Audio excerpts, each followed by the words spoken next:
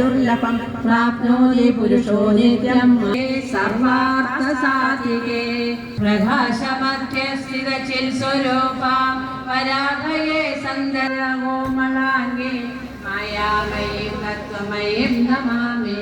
जय त्वं देवि चामुण्डे जय भूतापहारिणि जय सर्वगते देवी कालरात्रे नमोस्तुते या त्वं प्रीतिविदौख्यातं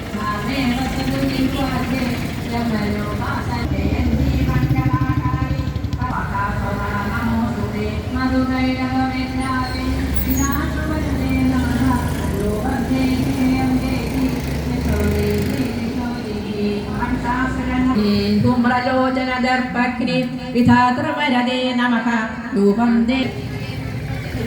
सर्वशक्तिविनाशिनी रूपं देहि जयं देहि यशोदाभक्त्या चण्डिके प्रणदाय मे योगं दिदिशोचिनी सुभद्रो भक्तिपूर्वं चण्डिके सततं त्वम् अद्वयं दीनभक्तिरः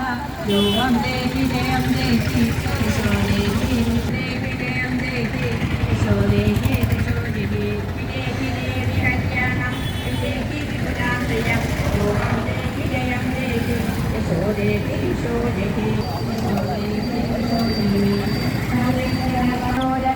कृष्णचरणे प्रिये रूपं देहि जयं देहि यशो देहि करुणादित्य धर्मनि